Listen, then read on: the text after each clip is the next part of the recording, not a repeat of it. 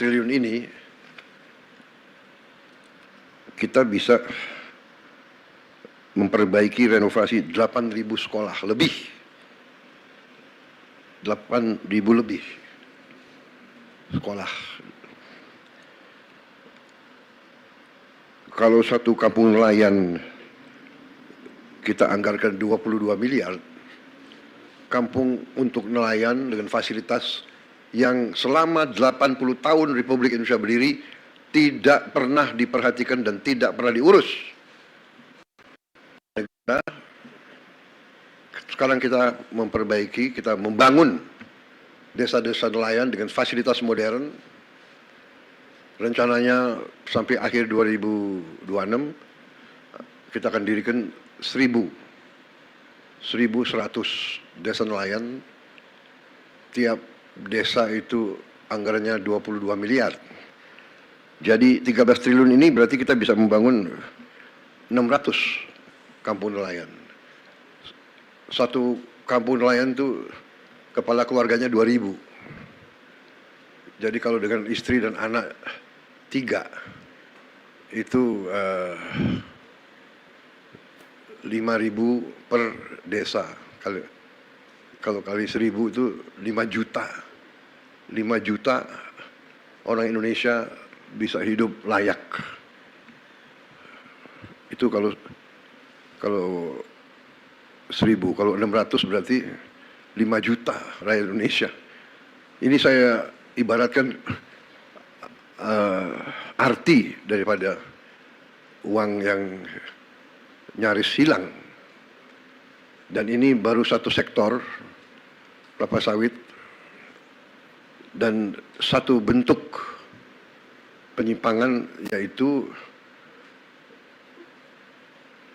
tidak diutamakan atau tidak dipatuhi kewajiban untuk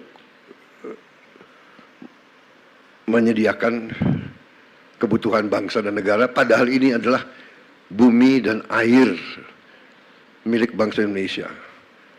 Hasilnya diambil, dikeruk, dibawa ke luar negeri. Rakyat dibiarkan kesulitan minyak goreng untuk berminggu-minggu. Ini sebetulnya menurut saya ya sangat kejam, sangat tidak manusiawi. Apakah ini benar-benar murni keserakahan atau ini bisa digolongkan subversi ekonomi? Saya sampaikan penghargaan saya kepada Kejaksaan, terima kasih. Tapi saya ingatkan masih banyak tugas kita, masih banyak tambang yang ilegal. Kerugian kita juga mungkin puluhan triliun kalau tidak ratusan triliun.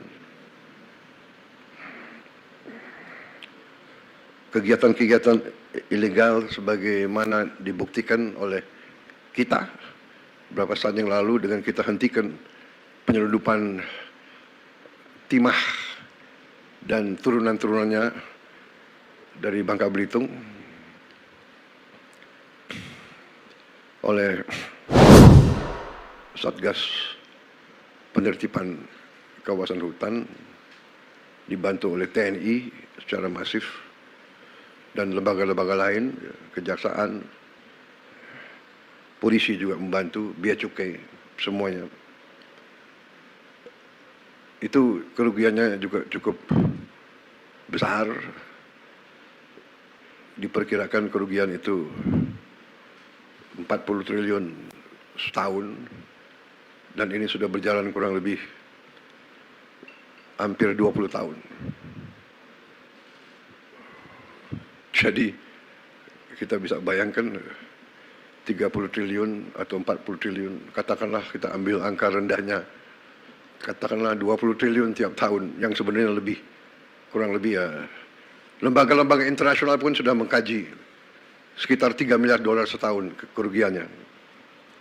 Kalau dikali 20 tahun itu adalah ya 800 triliun. Apa yang bisa kita bangun? Negara apa yang bisa kita bangun dengan hal-hal seperti itu? Ilegal tambang, ilegal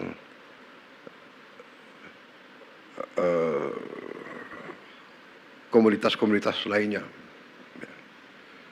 dengan segala bentuk cara dan modusnya.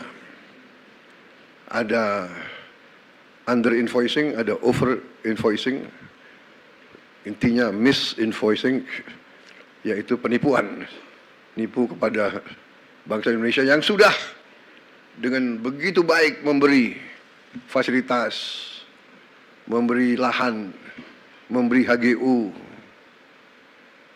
Jadi saya kira intinya itu, saudara-saudara, selamat atas pekerjaan ini. Jangan surut, jangan malas, jangan menyerah. Ya. Berbuatlah yang terbaik untuk bangsa, negara, dan rakyatmu, saudara-saudara. Ya. Harta, apalagi didapatkan dengan cara yang mengorbankan rakyat kita, itu harta itu adalah harta yang haram. Rezeki yang tidak baik, dan ujungnya pasti akan membawa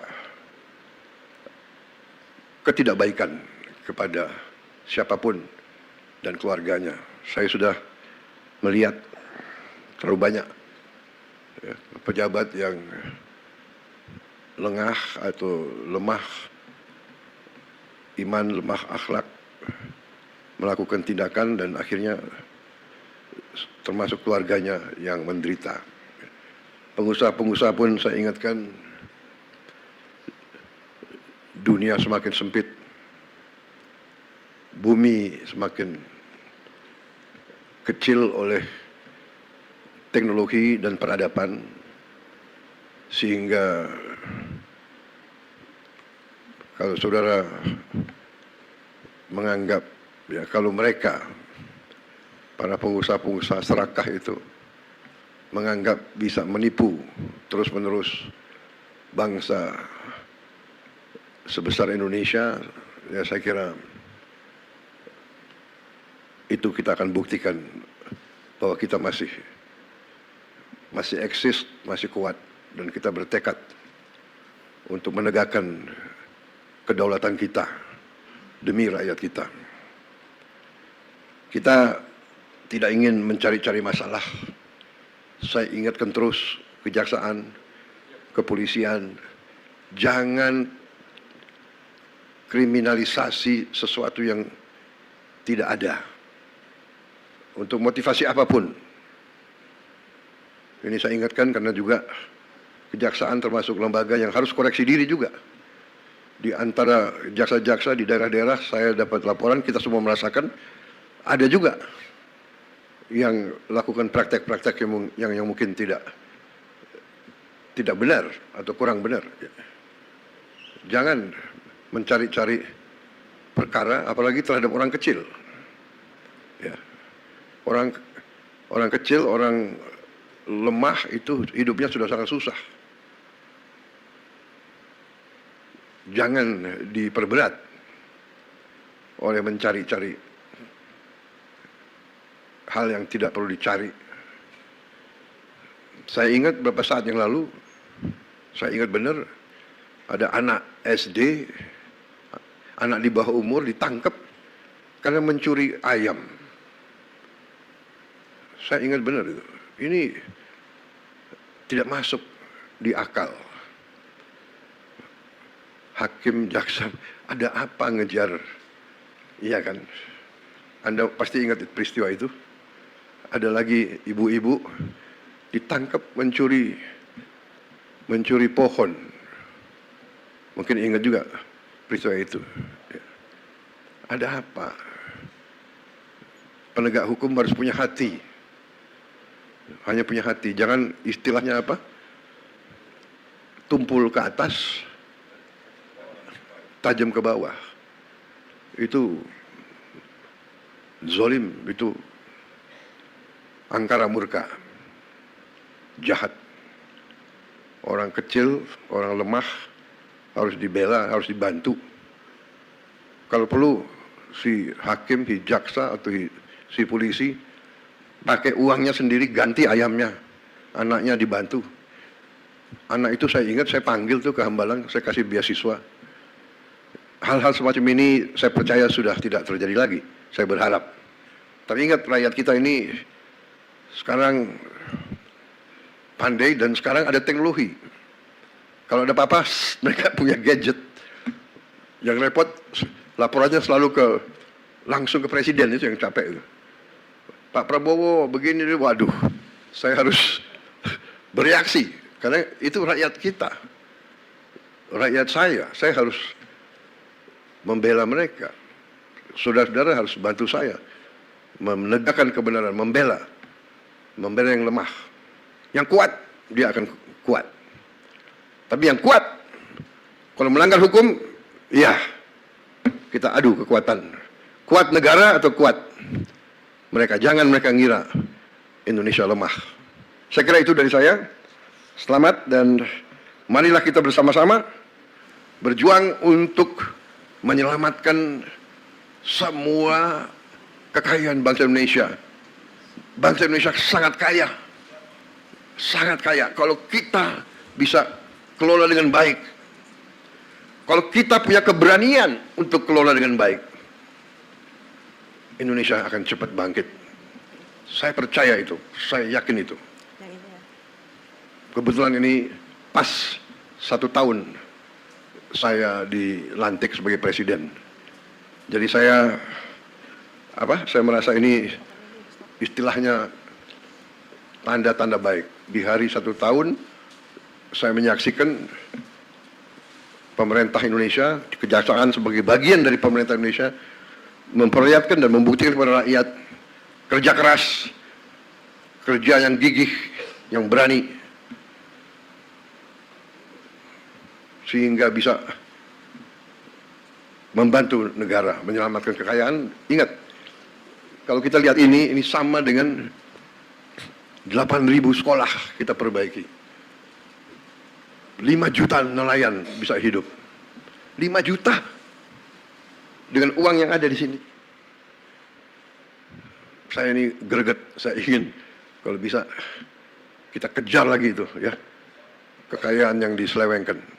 Terima kasih. Selamat bekerja di atas jalan yang mulia. Wassalamualaikum warahmatullahi wabarakatuh.